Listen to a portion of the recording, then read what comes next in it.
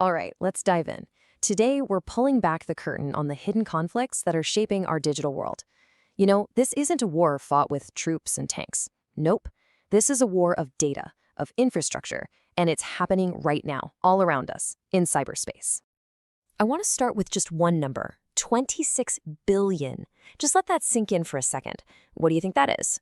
It's not the world's population, it's not a company's revenue. That is the number of personal records that were exposed in a single, absolutely colossal data leak. They called it the mother of all breaches, or MOAB for short. But here's the really scary part. This wasn't some brand new hack. It was something else entirely, a compilation. Hackers basically went around, gathered up all the data from thousands of old breaches, and put it all together in one giant, easy-to-use database. So, whose information are we talking about here? I mean, look at this list. LinkedIn, Twitter, Dropbox. These are services millions, if not billions of us use every single day.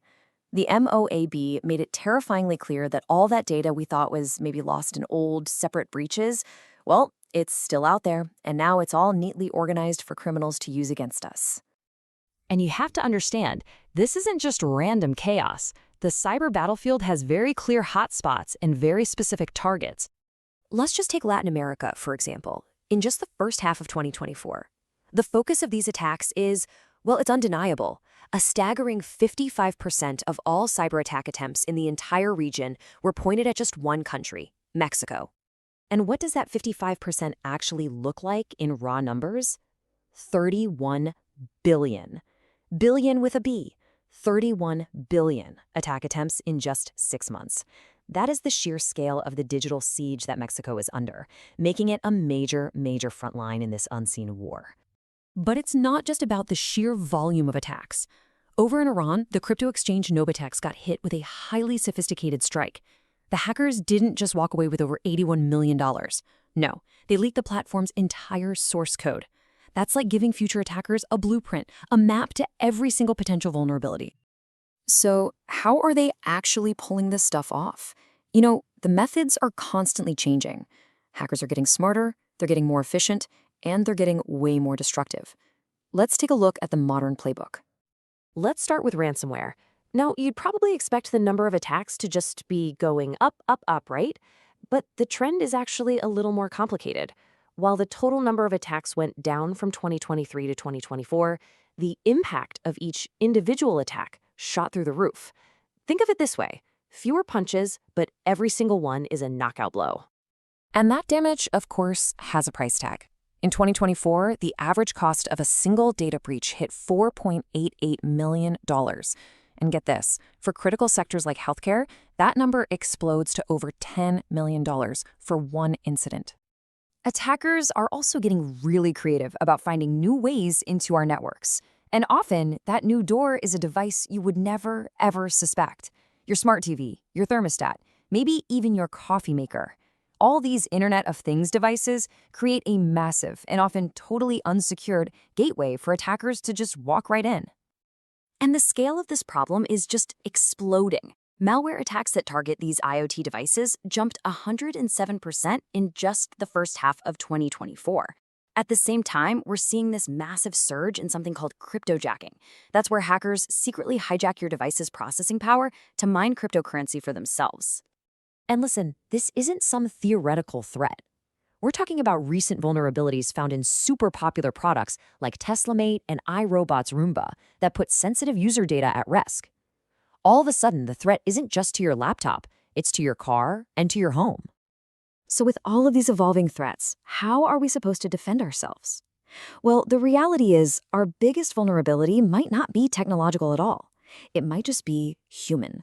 We're facing a huge gap in skills, in policy, and in how we balance security with our own privacy. 4 million.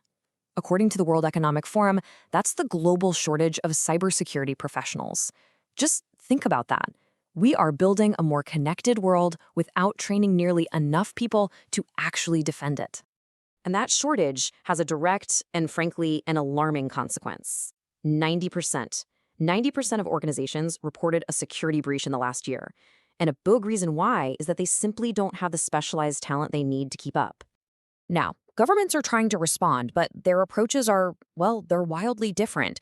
In 2025, Nigeria passed a new Cybercrimes Act, trying to get its laws in line with international standards.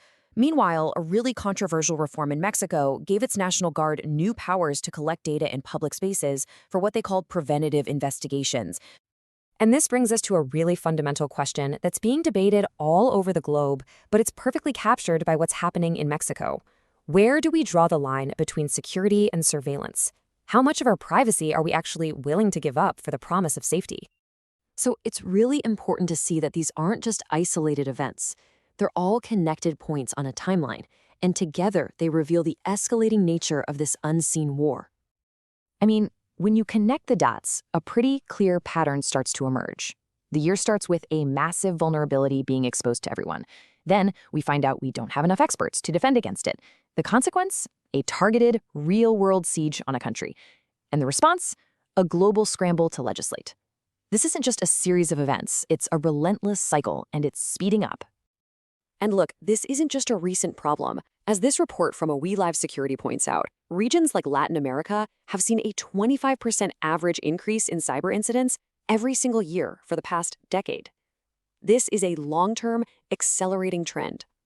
Which really just leaves us with one final big question.